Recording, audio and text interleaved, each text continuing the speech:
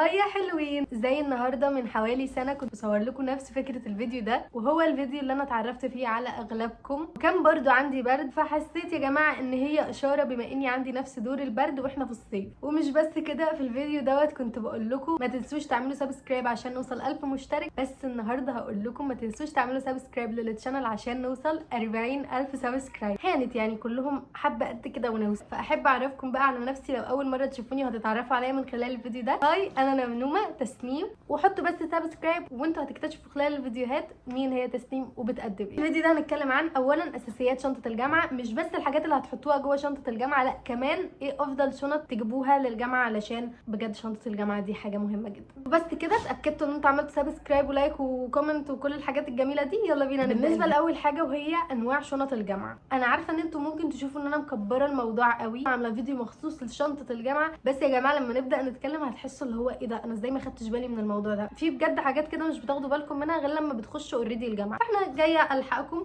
قبل ما تخشوا، قبل ما تصرفوا فلوس وتجيبوا حاجات ملهاش لازمه، عشان تجيبوا الحاجات اللي انتوا فعلا. اول حاجه هنبدا بيها هي الشنط العاديه جدا، زي اللي احنا بنخرج بيها في العادي، اللي هي الشنط اللي زي كده وكده. مثلا اوعوا تجيبوا شنطه من النوع ده ما بتكونش متقسمه. فكره الشنطه اللي مش متقسمه اللي زي ديت مثلا بجد بتكون مش عمليه ابدا. لما تيجوا مثلا تطلعوا اي حاجه مضطرين تطلعوا كل حاجه في الشنطه عشان تطلعوا حاجه واحده بس، بحكم ان هي كمان صغيره، يعني كل الحاجات بتكون محطوطه فوق بعض. مثلا بتطلعوا فلوس وانتوا في المواصلات مش عارفين تطلعوا البورتفوليو بتاعكم، جيبوا الشنط اللي زي كده. بصوا الشنطه من جوه فيها جنيه، جيب ادي 2، والجيب الصغير ده، الجيب الصغير ده مثلا فيه الفلوس، والجيب دوت فيه الادوات. يعني فاهمين الدنيا متقسمه، انتوا عارفين حاطين ايه فين، فلما تفتحوا الشنطه كده تعرفوا تجيبوا الحاجه اللي انتوا عايزينها بكل سهوله. يعني انتوا بجد شايفين الفرق ده مش هتحسوه غير وانتوا محشورين في المواصلات ومش عارفين تطلعوا الاجره، وانتوا مطلعين بقى كل حاجه في الشنطه على رجليكم. بجد الموضوع بيبقى صعب جدا. فدي بالنسبه لاول شنط، وهي الشنط العاديه اللي هو اليوم العادي اللي ما عندكوش فيه مثلا غير محاضرتين، فمش هتكتبوا كتير، مش محتاجين معاكم ادوات كتير. ندخل على الشنطه اللي بعد كده، وهي نظام الشنطه الدراع كده، اللي هي بتتلبس كده شبه التوت باك اكتر حاجه. يعني دي مؤخرا بقت اشهر شنط ممكن يتراح بيها الجامعه. تعالوا نتكلم عن مميزاتها وعيوبها. اولا هي شنطه كبيره جدا، بتشيل كل حاجه انتوا محتاجينها، بس برضو نفس الفكره، حاولوا ان انتوا تجيبوا الحاجات ديت تكون متقسمه. يعني مثلا فيها هنا من بره.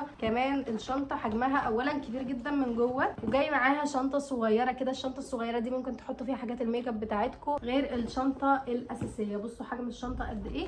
فدي برده من الشنط العمليه، بس حاولوا ان انتوا تجيبوها خامه كويسه. اي شنطه هتجيبوها للجامعه اعرفوا ان الجامعه بجد هتتهلكوا فيها كتير، هتروحوا كتير، هتطلعوا مواصلات كتير، هتقفوا في الشمس كتير، بيبقى بجد الشنطه بتهلك. فحاولوا ان انتوا تجيبوا حاجه غاليه، حاجه نظيفه على قد ما تقدروا، لان دي حاجات المفروض بتقعد معاكم بالسنه والسنتين والثلاثه. فحاولوا انتوا تجيبوا حاجه خامتها كويسه، جلد. ما تجيبوش القماش عشان بتتوسخ هتضطروا تغسلوها كتير، انما الحاجات الجلد زي كده كمان لو لونها اسود انه هتليق على كل اللبس. حاولوا تجيبوا اللي هي الالوان اللي بتليق على كل حاجه. عيوبها بقى فيها عيب بشع جدا، والعيب ده مشكلته انه بيأثر عليكم بعد كده، وهو ميلان الكتف. واخدين محاضره عن الموضوع ده، وهي الناس اللي بتلاقوا كتفها عامل كده، هتلاقوا ناحيه طالعه كده وناحيه نازله، لان الكتف نازل.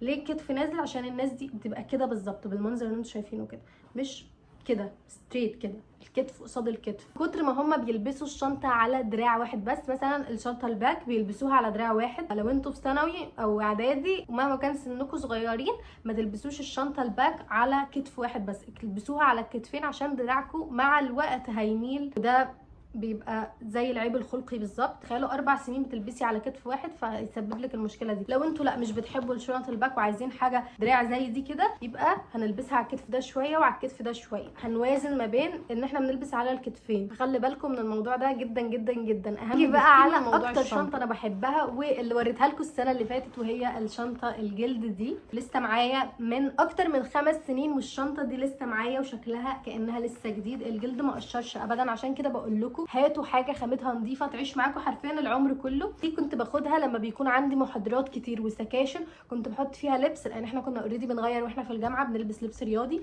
كنت باخد فيها لبسي، كنت باخد فيها اكلي وشربي وادواتي. زي ما قلت لكم اهم حاجه السوست والجيوب. بصوا ادي جيب اهو، هنا برضو جيب بسوسته، وفي سوسته صغيره، وبعدين في جيب كمان هنا تاني من قدام، وكمان في جيب من هنا ان هو تحطوا فيه الفلوس، البورتفوليو بتاعكم، الحاجات اللي بتحتاجوها وانتوا في المواصلات، والشنطه بدراع كده من ورا، شنطه باك عادي جدا. فدي من اكتر الحاجات العمليه اكتر من كل اللي فات. شنطه الباك المتقسمه لجيوب كتير واللي خامتها جلد تعيش معاكم خلال ال4 سنين كليه او ال5 سنين كليه على حسب كليتكم. شوفوا انتوا ايه اكتر حاجه مريحاكم، بس خدوا بالكم من الهنتات اللي انا بقولها لكم في النص. حاسه ان انا جايه اقتحم خصوصياتكم سيكا، عشان انا جايه اقول لكم تحطوا ايه في شنطتكم. انا جايه اقول لكم على حاجات تاخدوا بالكم منها. هل لازم تحطوا كل الحاجات دي؟ لا طبعا لا، بس يعني الحاجات اللي انتوا شايفين ان انتوا محتاجينها حطوها، اللي مش محتاجينها خلاص عادي. اكدوا بقى ان انتوا عملتوا سبسكرايب ولايك للفيديو ده كده وانتوا بتتفرجوا، تمام؟ وده الانستجرام بتاعي، روحوا هناك عليه. المهم اول حاجه محتاجين تاخدوها في شنطه الجامعه النوت بوك بتاعه الدراسه. صحيح انا كنت طالبه جامعيه ما بتحبش تكتب ابدا لا في المحاضرات ولا في السكاشن، بس حوار النوت بوك ده مهم جدا يا بنات. انا وانا في الجامعه فعليا ما كنتش بحب اروح بحاجات تقيله قوي على كتفي ولا دراعي ولا ظهري، فكنت بحب ان انا اخد نوت بوك صغيره كده. بصوا حجمها صغنن ازاي، يا مثلا دي كنت بروح بيها، بصوا برده حجمها صغير. ما كنتش بحب ابدا، وكان عندي زمايل كتير بيروحوا بالحاجات اللي بالحجم ده اللي هو النوتس الكبار دول. كنت بحس ان انا شايله حمل تقيل قوي ملهوش لازمه. كنت بفضل اكتر حاجه بصراحه ان انا اكتب على النوت بتاعه الموبايل. للاسف مش كل الدكاتره بتتقبل فكره انك ماسكه الموبايل وبتكتبي عليه قدامهم كده، مع انه عارف انك بتكتبي اللي هو بيقوله في المحاضره، بس لا، موضوع عندهم كده شخصي بيضايقهم جدا. علشان تبقي عامله احتياطاتك هاتي نوت بوك يكون صغير كده. ممكن تجيبوا لكل ماده نوت بوك خاصه بيها. كمان ممكن ما تجيبوش الحجم ده، في حجم اللي هو النص كده بيبقى اصغر، بتبقى نوت كده صغننه خالص تكتبوا فيها. اللي بتكتبوه في المحاضرات مش بيكون كبير قوي، برده على حسب الجامعه، يعني في حاجات كده وحاجات كده. ما تتسرعوش في شراء النوت بوك من دلوقتي عشان حماس الشباب اللي بيبقى واكلكوا ده. استنوا لحد ما تروحوا الجامعه وتشوفوا المواد اخبارها ايه وايه اللي محتاجين فيها نوت بوك كبيره او صغيره، وبعد كده ابتدوا اشتروا. فلو هتجيبوا حاجه دلوقتي هاتوا النوت بوك اللي هي الصغنونه خالص دي. انا عندي كذا واحده منهم يعني، بس مش عارفه راحوا فين. بصوا اللي هي بتبقى في الحجم ده كده، هاتوا اللي في الحجم ده مؤقتا لحد ما تبتدوا الجامعه، وبعدها تشوفوا انتوا محتاجين ايه وتجيبوا. من الحاجات المهمه قوي برده هي البورتفوليو بتاعكم. البورتفوليو ده اللي هو البوك الصغنون، لان انتوا لما تخشوا الجامعه لازم تاخدوا معاكم البطاقه بتاعتكم، كمان تاخدوا معاكم الفيزا بتاعه المصاريف، كمان ممكن في اي وقت تحتاجوا صور شخصيه ليكم، ممكن مثلا بيعملوا استبيان او ورق خاص بالكليه او ورق خاص بالشؤون او ورق خاص باتحاد الطلبه. اي وقت ممكن تحتاجوا صور ليكم، خلوا معاكم عدد كده من الصور احتياطي معاكم. دي اول صوره اتصورتها بعد ما خلصت ثالثه ثانوي، لسه معايا نسخ منها. دي اكتر واحده عمليه. في برده اللي هي الاشكال اللي بتبقى زي بوك كده، حطوا فيها برده فلوسكم وحاجتكم فاضيين ما شاء الله. اهم حاجه تكون حاجه صغيره عشان ما تقرفوش نفسكم بيه. وبنات ما تنسوش اهم حاجه عشان ما تتزنقوش الزنقه اللي انا كنت بتزنقها، ان انتوا تاخدوا معاكم لما وانتوا رايحين الجامعه، علشان ما تجوش كده فجاه يا جماعه انا عايزه قلم، وتلاقوا بقى بجد المدرج كله بيبقى بيدور على قلم، فالدكتور يقوم جاي اللي هو يعني انتوا جايين محاضرتي من غير قلم، يقوم جاي مقموص واخد ادواته وماشي. فلو انتوا المحاضره مش عايزينها ومش عاجباكوا روحوا من غير اقلام. خلي بالنا من موضوع الاقلام ده مهم قوي. دي يعتبر الحاجات الدراسيه اللي احنا بنحتاجها اكتر حاجه واحنا في الجامعه. بقى على الحاجات الشخصيه اللي الواحد بجد ما يقدرش يستغنى عنها. نبدا باول واهم ويعني اكتر حاجه محتاجينها طبعا، طالما قلت كده يبقى ايه؟ يبقى اكيد اكل وشرب. لازم يا جماعه معاكم المزمزيه بتاعتكم، الزمزميه بتاعتكم وانتوا رايحين الجامعه. صراحه انا ما كنتش بحب ان انا اشتري ميه كتير وانا بره، اولا لاني ما بحبش الميه الساقعه. دايما لما مثلا بنجيبها لازم كله بيبقى عطشان وبيبقى عايز يشرب منها، وكلنا بنحط بقنا في نفس الازازه، فالموضوع بيبقى رخم قوي. على عكس دي مثلا بيبقى ليها شاليمو كده بتشربي منه. كان عندي واحده بجد كنت بحبها قوي وضيعتها في المواصلات. ولو حد عايز يشرب هيفتح من هنا كده ويشرب، مش هيشرب من نفس المكان اللي انا بشرب منه. يا تشتروا ازازه ميه تكونوا جايبين معاكم من البيت، يا تكونوا جايبين معاكم شاليمو بتشربوا بيه لو انتوا عطشتوا مثلا وهتشربوا من حد عشان ما يقرفش. وعشان بجد يا جماعه في ناس بتكون مثلا عندها فيروسات، عندها التهابات. انا مثلا دايما عندي التهابات في التهابات وكرح في بقي، فممكن ده ينقل عدوى لحد تاني. ممكن حد عنده برد، ممكن اي حاجه بتتنقل عن طريق اللعاب، لان اكيد احنا لما نحط بوزنا في نفس الازازه اكيد في لعاب. منطقي، عارفه الموضوع بيقرب بس يعني خلينا نتكلم بوضوح. على الاقل هاتوا شاليمو معاكم، يا اما ازازتكم الخاصه يا اما اشتروا ميه، بس مش لازم تشربوا من حد كده من نفس البق. نقطه تانية برده هي مهمه بالنسبه لي بس في ناس كتير مش بتعمل كده، وهو علبه السندوتشات بتاعتكم او اللانش بوكس. خدوا اكلكم معاكم من البيت، ده حاجه مهمه جدا جدا جدا. اولا عشان ما تضيعوش كل فلوسكم على الاكل من بره، ثانيا لان الاكل من بره مش بيكون انضف حاجه، وبرده يعني مش هنعمم، اكيد في ناس كتير نضيفه، بس الاكل كتير من بره كده كده احنا عارفين ان هو بيجيب امراض، خصوصا الاكل السريع اللي هو مش موجود غيره في الجامعه، ان انتوا تاكلوا حاجات مقليه محمره، الحاجات ديت، الصوصات كتير. خدوا معاكم سندوتشاتكم من البيت في علبه كده، حطوا سندوتشاتكم، اي حاجه موجوده عندكم في البيت، جبنه مثلا، مربى، اي حاجه من الحاجات العاديه. وممكن تاخدوا معاكم كده علبه صغيره كده، في قلب العلبه الاساسيه تحطوا فيها مثلا لو سندوتشات جبنه تحطوا فيها مثلا خياره قطعه، طماطمايه، الحاجات دي. طبعا هنا بقى بيجي فايده الشنط الكبيره اللي هي زي دي، فيها كده علبه الاكل وبتحطوا فيها الميه، بتحطوا فيها كل حاجه يعني، واللبس وكل حاجه. ولو انتوا برده هتقضوا وقت قصير في الجامعه ممكن تجيبوا مثلا سناكس اللي هي الحاجات الصغيره دي، بتبقى مثلا بالتمر او كده، ممكن تجيبوا علبه وكل مره وانتوا نازلين تاخدوا معاكم واحده كده، عشان لو هبطتوا في نص اليوم او في المواصلات او كده يبقى معاكم اي حاجه صغيره تلحقكم.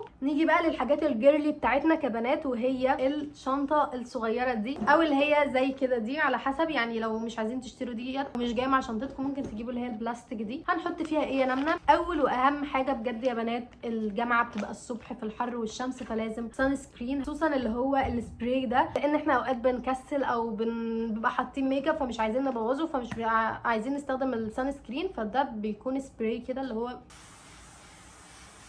كده بالرش، بتحطوه قبل ما تتعرضوا للشمس بنص ساعه وبس كده. انتوا وزعتوا كل السان سكرين على وشكم كله. كمان مهم قوي، بما اننا ممكن ناكل بره في اي وقت من الاوقات، ايدينا دايما مش بتكون نظيفه، بنلمس السلم، بنخش التويلت، بنلمس البنشات، فلازم تاخدوا معاكم كحول. ده افضل وامن حاجه تاخدوها معاكم، علشان بجد يا جماعه بجد في بكتيريا في كل حته، في كل مكان، في الاسانسير، في كل مكان، دخل بقي. فعشان تكونوا مأمنين نفسكم. كمان في شنطه الطوارئ دي كمان حاجتين مهمين بالنسبه لي، هما المرطب الشفايف والليب جلوس، دول الحاجات الميك اب بقى اللي انا كنت باخدها، والبلاشر. حاولوا تجيبوا حاجه ستيك فيها، بصوا هنا في الفرشه وهنا في بلاشر. طب بدل ما تاخدوا معاكم فرشه مخصوص فهاتوا حاجات من اللي هي العمليه الصغيره دي. وبرده من الحاجات المهمه خدوا معاكم ديودرنت سبراي افضل، بس ريحته بتكون واضحه اكتر، ده ريحته مش بتكون واضحه قوي، عشان كده بفضل ده. طبعا ما تنسوش تاخدوا معاكم اي مسكن بقى انتوا بره ممكن تحتاجوه. ومهم قوي قوي لو انتوا ناس لابسين نضاره كده زي، ما تنسوش يا جماعه جراب النضاره. انا مبوظه 3/4 نضاراتي بسبب الموضوع ده، كنت بحطهم في الشنطه مباشره فكانت العدسه بتتجرح. انتوا لابسين نضاره خدوا معاكم علبه النضاره، ما تنسوهاش، مهمه قوي. وبرده ما تنسوش تاخدوا معاكم علبه الدبابيس الصغيره ديت، عشان وارد في اي وقت الدبوس ده يتفك، الدبوس اللي فوق يقع، بلوزه زرار هيقع، فعايزين اي حاجه تنجزنا فناخد معانا علبه الدبابيس. ويفضل برده ان انتوا تاخدوا معاكم ابره وخيط، عشان ممكن في اي لحظه، حصلت معايا بره قبل كده ان بجد وانا صغيره يعني مش دلوقتي، ان البنطلون دخل في العجله والبنطلون كله كر لحد الركبه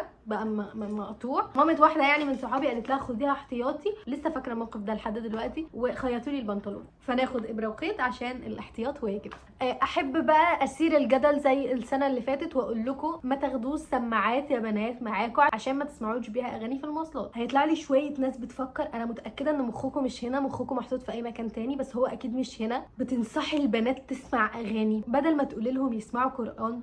يعني بقول لهم ما تاخدوش سماعات معاكم عشان ما تسلكوش نفسكم في المواصلات بان انتوا تسمعوا اغاني. استغفر الله، بتنصحي البنات بالغلط يا جماعه. بجد بجد انتوا بتفكروا ازاي؟ كوني واحده بقالي 4 سنين في الجامعه، كنت بروح في الباصات وفي المواصلات، وشفت بنات كانوا معايا في الجامعه ما بيقدروش يوقفوا السماعات من الاغاني حتى في رمضان. انا يا جماعه كلامي موجه لفئه محدده، هي الناس اللي دايما بتسمع اغاني وتسلك نفسها في المواصلات بالاغاني. فانا بقول لهم بلاش تاخدوها علشان تقللوا وتوقفوا من الموضوع دوت عندكم. اللي عايز يسمع قران مش مستني ان انا اقول له والله روح اسمع قران بالسماعات، فاهمين قصدي؟ هو اوريدي بيعمل ده. فانا كلامي للناس اللي بتسمع اغاني ومش للناس اللي بتسمع بودكاست والناس الطموحه اللي بتعمل دوت من نفسها. انا بوجه كلامي لناس محدده اللي دايما بتشغل اغاني، ودول موجودين وكتير. قد يكون انتوا ما قابلتوش ناس كده، بس انا شفت بعيني ده كتير جدا وانا في الجامعه. اتمنى بجد الفزلوكات ما يطلعوليش في الكومنت عشان انا بجد هبلعكم. حاجه مهمه لو انتوا برضو جامعتكم زي انا، كانت جامعتي من 4 ل5 ايام في الاسبوع، فلازم تاخدوا معاكم الباور عشان تشحنوا الموبايل. برضو انا كنت اوقات باخد الشاحن، بس اوقات ما بقعدش جنب الفيشه، والمدرج الفيشات فيه بتكون في مستوى عالي. افيد حاجه ان انتوا تاخدوا معاكم الباور. ممكن يبقى معاكم زمايل برضو ساكنين مكان بعيد ومحتاجين يشحنوا موبايلهم، فهتاخدوا حسنات كتير في الموضوع ده. حاجه مهمه برضو هي الكمامه، وارد تحتاجوها في اي وقت من الاوقات وانتوا في الاسانسير، ممكن تحسوا بخنقه مثلا او ريحه مش الطف حاجه، تلبسوها او ممكن كمان في الشؤون يقولوا محدش هيدخل غير بكمامه، فانتوا تبقوا عاملين احتياطاتكم واخدينها معاكم، بتنفع. حاجه كمان لو انتوا نازلين بقى الجامعه متاخرين وما لحقتوش تغسلوا اسنانكم، وانا ما انصحكوش بكده، اغسلوا اسنانكم قبل ما تنزلوا، وهي ان انتوا تاخدوا معاكم سكوتش. اللبان ده بجد بيفجر البق بطعم النعناع، فده تاخدوه بس احتياطي، بحيث لو انتوا النهارده نزلتوا من غير ما تغسلوا اسنانكم، او خدوها برده بحيث لو قعدتوا جنب حد مش غاسل سنانه فتدوا دي تبقى هنتايه عشان ياخد باله انه يغسل سنانه بعد كده. برده هنحطها في شنطه الطوارئ.